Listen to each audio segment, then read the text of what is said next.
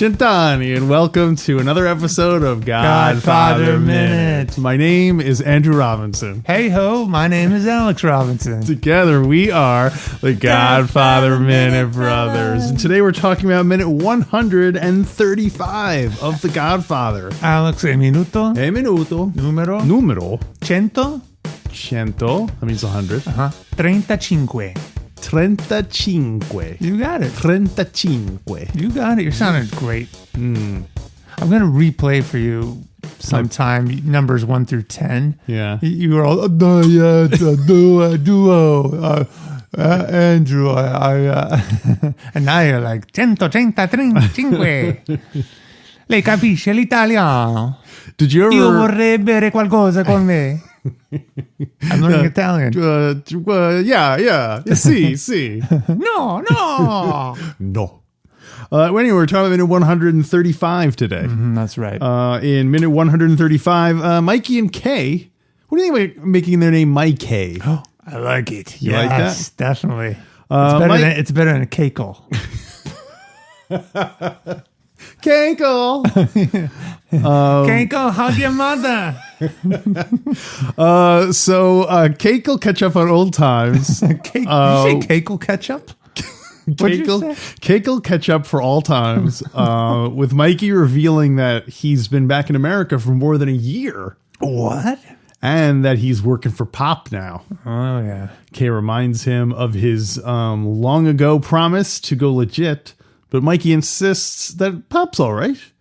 Kay accuses him of naivete, but her assertion that politicians don't have people killed leaves Mikey and the viewer wondering who is being naive. Who is the real what? Wondering who's being naive. Yes. Yeah, there you go. That's so a little scene between Kay and Mikey. If this were done in old school radio serial fashion, it would end with who's being naive. Dun, dun. Tune in tomorrow. Is it Mikey? Is that Mikey who is naive about his father's business? Dun, dun. Or is it Kay who from New England is naive? Doing it for her father. For her father. This cliffhanger brought to you by Ovaltine. So, getting back to something you mentioned last week, you said that in the book, Kay is the one who pursues Mikey. She shows up at the house and she's been like dealing with Mama this whole time. Yeah. But I think it's much stronger to have Mikey be the pursuer. Yeah. Especially the way he shows up here. He definitely seems like he's a villain. Like he shows up all dressed in black and, like there's a kind of feeling of threat over the whole thing. Yeah, no doubt. So, he comes on very strong. If this were the aughts, he would already have a restraining order put out against him. Yeah, totally. Dude, preying upon this young woman at her place of employment. Yeah, with all these children around. Like where her year children ago. come to learn.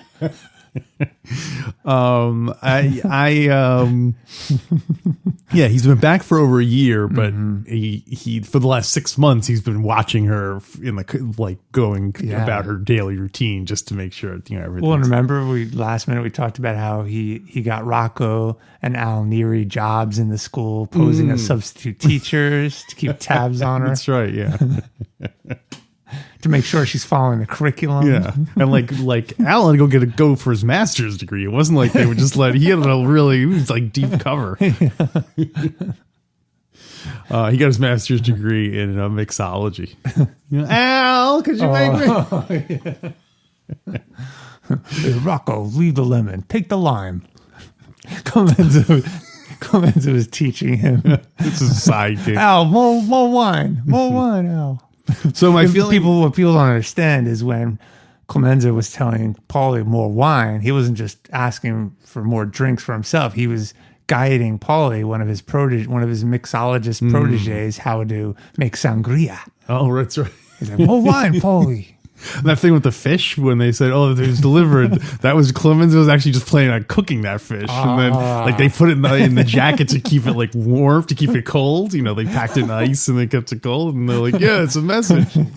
Meanwhile, Luca Brazzi's working with the Barzini. That is hilarious. What if that truly was a mix-up at the door? It really wasn't Luca Brazzi's bulletproof vest. Yeah. It really was Clemens's fish delivery, but he wasn't paying attention at that point. So it triggered this whole other, she basically created the War of the Five Families. Yeah, I think throughout there were key misunderstandings that like resulted in a Three's Company-esque kind of comedy of errors. If the fish were for Clemenza, that means Luca Brazzi is alive. Tune in next time to find out where has Luca been. Show all these different scenarios where could he have been? Where in the world is Luca Brazzi? Yeah. Maybe he really is working for this whole time. He's still working for the Tatalias. Oh, Don Corleone, do you want me to come out of cover yet? Years he's been working for he has a big beard. He's one of those Japanese soldiers who refused to surrender during the. So Mikey seems to be applying the same kind of tactics with Kay that he uses like as a mobster. You know what I mean? Like he's also I don't know. He just has that kind of like calm sense of menace. It's the same way he's talking to like Senator Geary in the next movie. Yeah. So I think he may have read How to Win Friends and Influence People. Oh, you think so? It was written in the 30s, wasn't it? I'm not sure. He's asking Kay questions. He's hearing her out. Did he read the book or did he write that book? Oh. How to Win Friends and Influence People and Take Control of Your Local Organized Crime Organization. Organized crime organization. Hagen just repackaged it for a broader audience. Oh, yeah, because Hagen is good at seeing what's going to make money years from now. Yeah, that's his gift of second sight. He can. They got men on the publishing on the payroll and the publisher house. Maybe they might. Signet Press might like a printing like that. A little second side career. Teen vampire novels, they're not making money now, but maybe 50, 60 years from now, they'll make us a fortune. Wow, he was very insane. Want you to start breeding a generation of writers. So did we establish it's Rocco driving the car or Al driving? It's Rocco driving the car. So he's kind of like trailing behind them. I noticed that. It's the slow roll. It's creepy. And it definitely I think adds to the sense of menace. It feels like it's like a evil presence that's kind of, and it has that Godfather waltz that like where it almost like it's like a creepy dance of like him like trying to trick her into joining the Cosa Nostra. Cosa Nostra. They all chanted. Yeah, with the music, you would have thought that Khartoum himself was pulling that car. So all these symbols of death and mob. Pulling a cart of oranges. Have you ever driven a car in such a manner where you were like that? Either someone was walking and have you ever been driving a car while someone was walking and you had to, for whatever, either because you were trying to talk to them or because you had to keep an eye on them, or do you think any? It feels somewhat familiar. I know. But I don't recall a particular time. Yeah. There wasn't that time you were trying to pick up that hitchhiker and like she didn't want to get in the car and you were just kind of like slow rolling. You're like, come on, get in the car. Yeah. Well, she needed a ride. Yeah. I'm going to edit that out. Come on. I told you not to bring that up. Come on. I really can't remember a time. I can't either. It does seem like something that... it does seem like something you would do. Yeah. Have you ever been driving a car and someone is trying to get into the car and every time they get up to the point where they're about to open the door, you move the car forward so that they can never get to the... I'm sure when I first started driving, you played that joke. It's always a good one. That's funny. It's one of those It's classic. timeless. It's like so childish and so annoying, but yet it's when you're not on the receiving end, it's the funniest thing in the world. What is it called? I don't know. I don't even think that has a name. It must be. Well, It's like Dingy Dong Ditch or Ring and Run. They have regional names. Yeah. That's where you ring the doorbell and then run away. Yeah. Even that has a name. But I almost feel like the car one is Well, is funnier. this is an opportunity. We should come up with a name for it. Let's do it. Okay, on the count of 3, say what you think it should be. Ready? Oh my gosh, that's tough. Okay, ready? 1, 2, 3. Slow and drive. ride. What'd you say? I said slow drive. I said slow and ride. slow and ride. Okay. I just was shooting from the hip here. I think we should put some thought into it because I think this Okay. really has the potential to really be like. That we coined the phrase Yeah, right here like- and now. Yeah, I almost want to call it like a Robinson move. Oh, Like, you want to mean? truly Like tag really it. like be famous for it. So anyway, Well, maybe we should give credit where credit's due. Where that was inspired by The Godfather. yeah, Although it's not really happening here, that would be great. we'll call her Rocco Rolling. a rock and roll. Love it. That's great. Wait, it would have been great if Rocco if Rolling though does seem like it should be more the trailing slowly, not yeah. the You're right. yeah. It would be great if Rocco did that to Mikey and Kay. So let's remember to come up with a name for Yeah. that. Okay. And listeners, if you have if you want to Yeah. submit a name and give the credit to us, you can send it to us godfatherminute@gmail.com. Don't forget to check out our complete archive of videos on YouTube. Yes, that's true. Godfather Minutes are all on YouTube. YouTube. And if you come up with a name that we like, we will plaster the internet with it. We want to infuse this. We want to coin this sucker. We want to infuse it into the WWW and ultimately The Alex will take WWE. credit for it. WWW. What is that? The World Wide World Web. Wrestling World? The World Wrestling World. World. Whoa.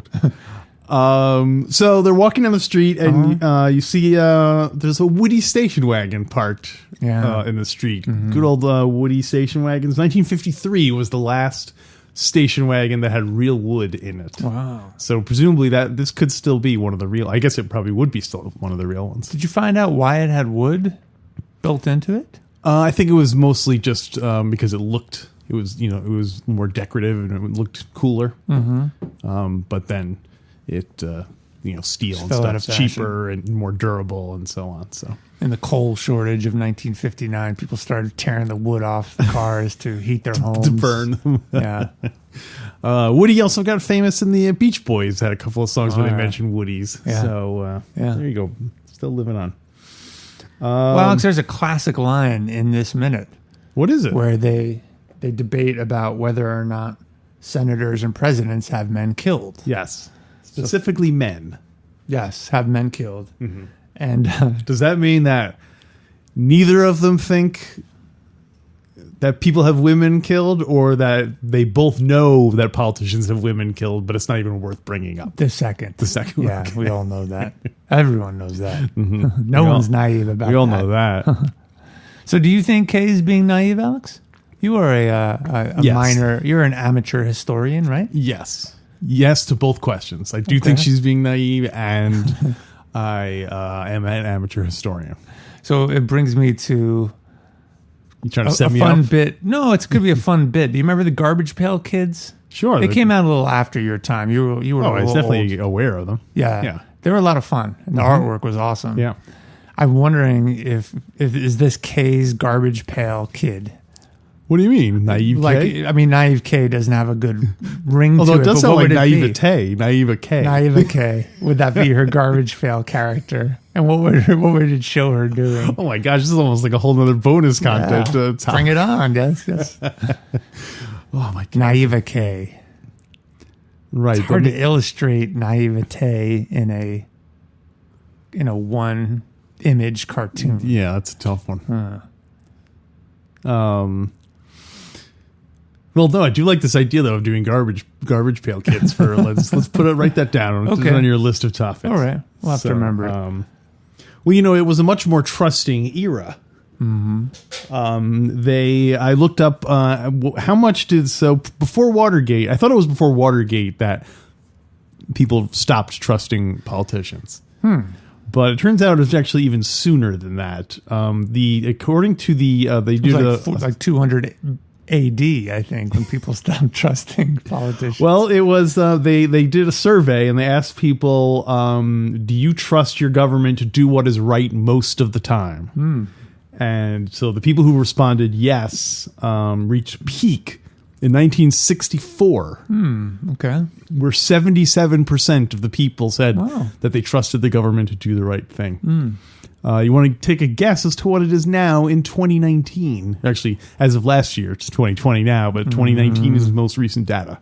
Oh, boy. 77% in 1964. The big question is it a majority or not? Is it above 50 or not? I'm going to still say, for the most part, people believe in government. I'm going to say below 54. You're wrong. Oh, is it You're way wrong down? by about by a factor of like about 3. 52? 17% Whoa, wow. of the people answered that they trust their government Wow, to do so the I'm right being thing. naive Yeah, now. you're being naive. Yeah. Or they're being naive because government does. Well, they're being act cynical.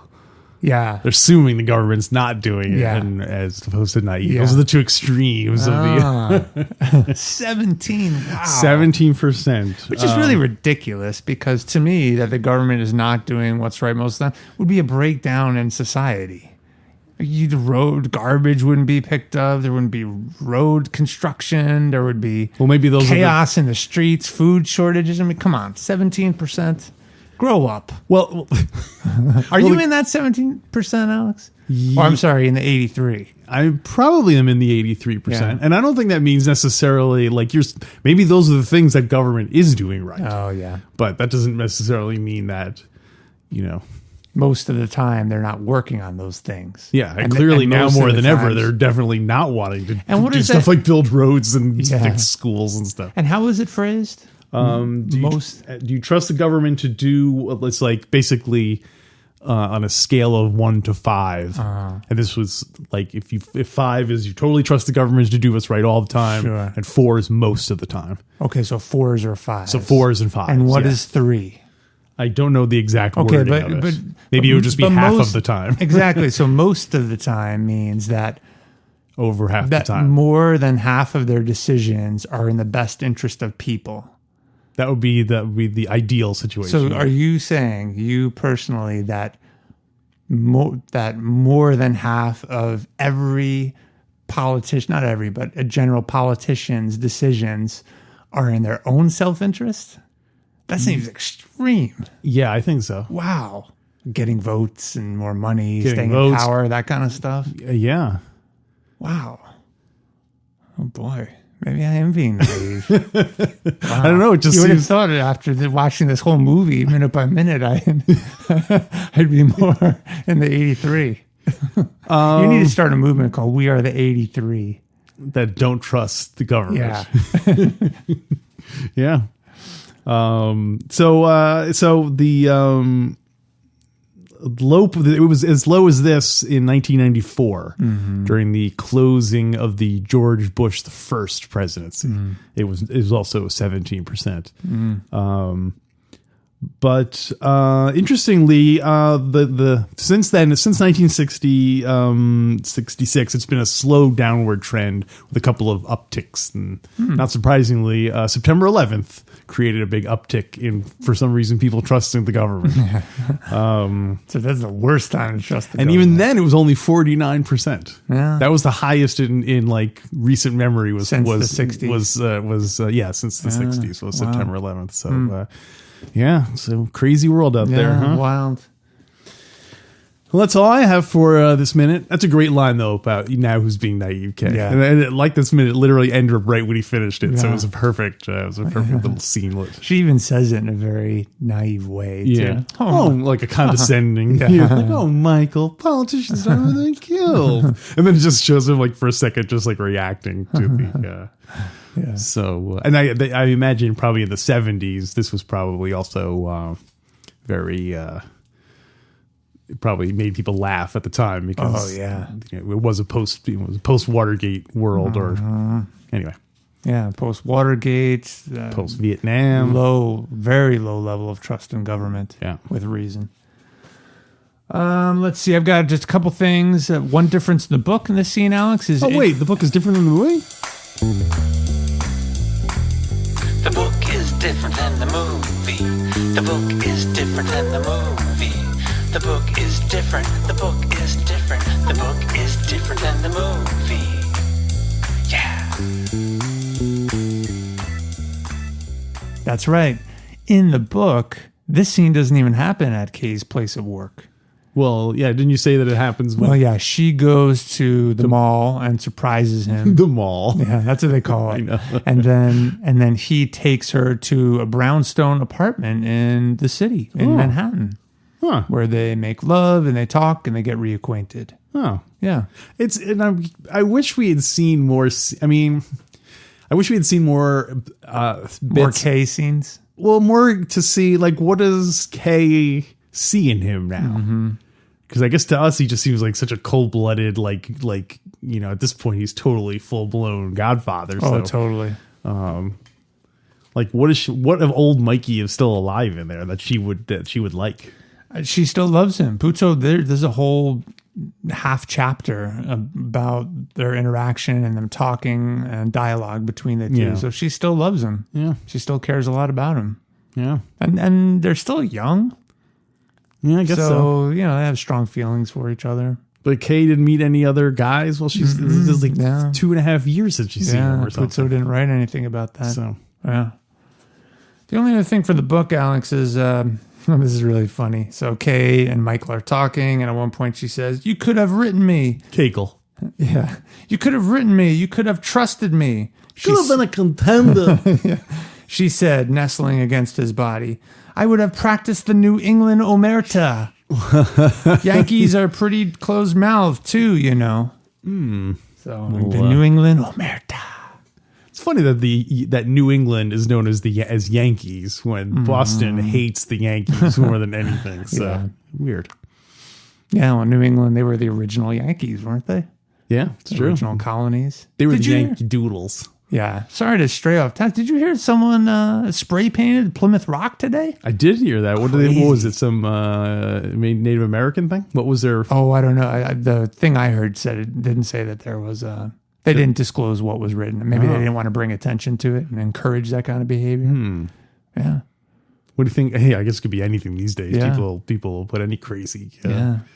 Like Bratzy lives on Plymouth Rock.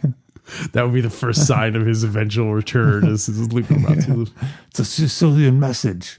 It means Luca Bratzy's joined the 12th Street gang, tagging rocks and trucks and things. You got anything else? That's all I got for this one. Should we rate it? Let's rate it. All right. We've had a lot of Brando minutes. We got to get our equilibrium back now. There's a great line in it. There is a memorable line. There is a memorable line as well. 2 good lines.